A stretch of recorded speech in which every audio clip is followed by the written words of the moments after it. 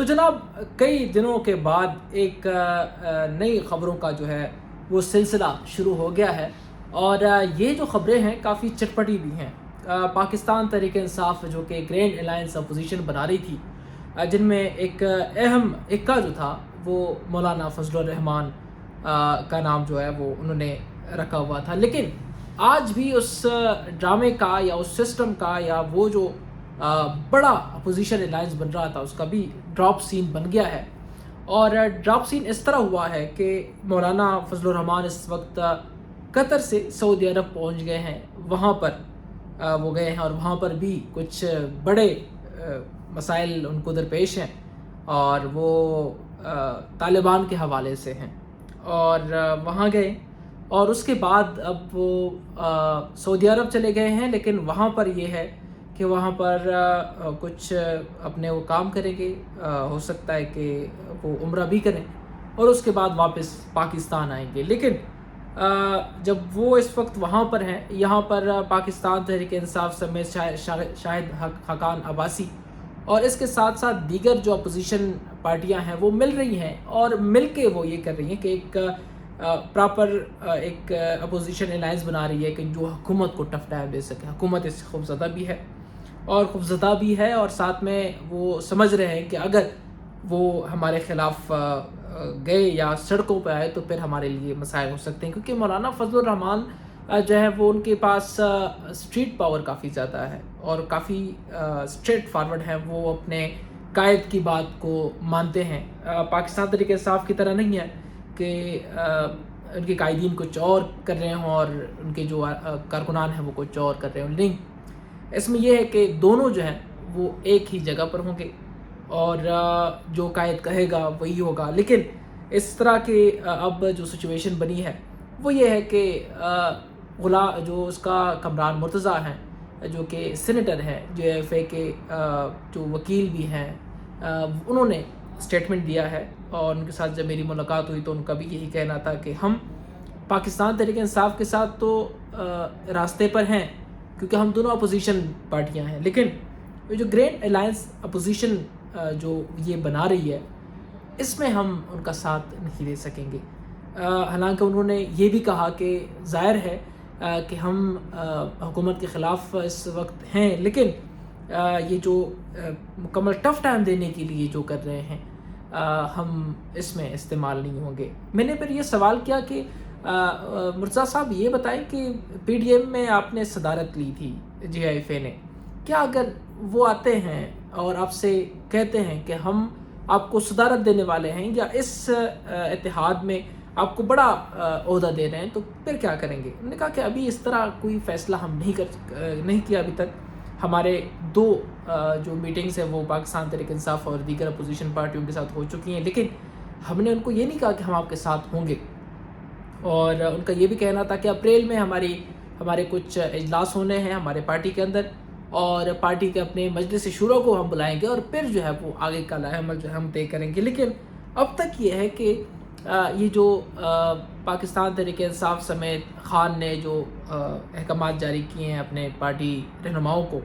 وہ بھی ہے، لیکن ہم اس میں اسٹریٹ فارورڈ بات یہ ہے کہ ہم ان کے ساتھ فی الحال جا نہیں سکتے، ہم فیصلہ کریں گے، وہ جب آئیں گے ہم اعتماد ملیں گے تو پھر دیکھیں گے کہ کیا کرنا ہے۔ اور ساتھ میں یہ ہے کہ اگر ہم کسی بھی سائٹ پہ آ بھی جائیں تو ہم اپنا موقف رکھیں گے، اپنی بات رکھیں گے، اور پھر جو ہے اسی اسٹریٹجی کے تحت جو وہ جائیں گے، اور وہی ہوگا جو ہمارے مجلس شورا میں ہوگا، اور پھر جو ہے وہ اس حکومت کے خلاف جو ہے ہم جو بھی کرنا چاہیں گے وہ کریں گے۔ لیکن سوال یہ ہے کہ جو پارٹی جو گورنمنٹ کے ساتھ ہو اور اس کو 26ویں آئینی ترمیم میں ان کو سپورٹ کیا ہو، وہ کیسے ہو سکتا ہے کہ پاکستان تحریک انصاف کے ساتھ ان کے خلاف گرینڈ اپوزیشن الائنس میں شمولیت اختیار کرے اور ان کے خلاف جو ہے وہ سلسلہ بغاوت جو ہے وہ شروع کرے؟ یہ کافی ایک طرح کا مشکل بھی ہے۔ لیٹس سی کہ کیا ہوتا ہے، اور اس حوالے سے جی ایف اے کا تو اسٹریٹ فارورڈ بیان آ گیا ہے، لیکن تاحال یہ ہے کہ پی ٹی آئی کو مشکلات کا سامنا جو ہے وہ ہو رہا ہے، جبکہ دوسری جانب یہ کر رہے ہیں کہ پنجاب گورنمنٹ مریم نواز جو ہے وہ مسلسل اپنا صحافت کو ایک قسم کا وہ برباد کر رہے ہیں، اور جو صحافی ہیں، جو میڈیا مالکان ہیں، وہ بھی بہترین طریقے سے استعمال ہو رہے ہیں، اور وہ خود کو بھی اور صحافتی کیریئر کو بھی تباہ و برباد کر رہے ہیں۔ اس میں سب سے بڑی چیز یہ ہے کہ آج کہ اگر آپ ڈان اور ایک دو اخبار چھوڑ کے جتنے بھی اخبار ہیں، تو وہ اخبارات آپ دیکھیں گے تو آپ کو فرنٹ پیج پر اور مین پیجوں پہ تمام تر مین پیجوں پر آپ کو ان کا ایڈ دکھائی دے گا کہ جیسے کہ پنجاب بدل رہا ہے۔ ٹھیک ہے، آپ کام کر رہے ہیں، وہ آپ کا فرض ہے، آپ کا دکھانے کا نہیں ہے، لیکن یہ کہ اتنا باولا ہو کے آپ نہیں کر سکتے کہ آپ صحافتی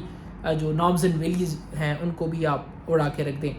میں خود ایک صحافت کا اسٹوڈنٹ ہوں اور رہوں گا۔ میں نے جب یہ میرا بی ایس تھا تو میں نے یہ پڑھا تھا، لکھا تھا اور سنا بھی تھا کہ اخبار میں فرسٹ پیج پر وہ تمام تر خبریں ہوتی ہیں جو کہ تمام مین ہیڈنگ ہوتی ہیں، جو کہ ایکسکلوسیو ہوتی ہیں، جو کہ بہت زیادہ اٹریکٹ کرتی ہیں لوگوں کو، اور اس میں آپ اشتہارات تو ہو سکتا ہے لیکن اتنا نہیں کہ آپ پورا پیج لے لیں، اور مین ہیڈنگ وہی ہوتی ہے جو کہ آپ کسی کو آگاہ کرنا چاہتے ہوں، مسائل ہوں، کسی پاکستان کے حوالے سے انٹرنیشنل کوئی لیٹسٹ بڑا واقعہ ہو۔ تو مریم نواز صاحبہ اپنے کام کو جو ان کا فرض ہے وہ بڑا کارنامہ سمجھتے ہوئے انہوں نے یہ ایڈ دیا، اور ماشاءاللہ سے ہمارے میڈیا مالکان بھی اسی کے چکر میں آ کے، پیسوں کے چکر میں آ کے انہوں نے وہ بھی چاپ دیا، اور ایسا ہو نہیں سکتا کہ ڈائریکٹر نیوز جو ہے وہ اس سے بے خبر ہو۔ مطلب یہ ہے کہ تمام تر اس میں ملے ہوئے ہیں۔ اب آنے والا کل صحافیوں کے لیے کیا ہوگا یہ تو آپ اندازہ کر سکتے ہیں کہ مشکل ہوگا، ضرور مشکل ہوگا، اور اس میں عوام کو شاید صحافی جو ہے، جو کسی آرگنائزیشن کے ساتھ ہیں، جو ان پہ ڈیپینڈنٹ ہے، وہ سچ نہیں بول پائیں گے، اس سے تو کنفرمیشن ہو گئی ہے۔ اور اس کے ساتھ ساتھ یہ ہے کہ جو مالکان ہیں وہ بھی استعمال ہو رہے ہیں، اور وہ اس پہ کوئی سوال نہیں اٹھا رہے، وہ صرف یہ دیکھ رہے ہیں کہ ہمیں ایڈ ملیں گے، ہمیں پیسہ ملے گا، اور ہم جو ہے وہ جیبوں میں رکھیں گے۔ مسلسل اس طرح کی خبریں جو ہے وہ کل سے گردش کر رہی ہیں، اور اس کے ساتھ ساتھ یہ ہے کہ جو اخبارات ہیں، اب لگ رہا ہے کہ خبروں سے کم اشتہارات سے، گورنمنٹ کے اشتہارات سے یہ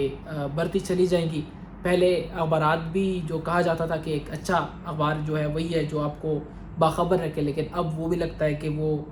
دور ہو گیا ہے۔ یہ دو خبریں آج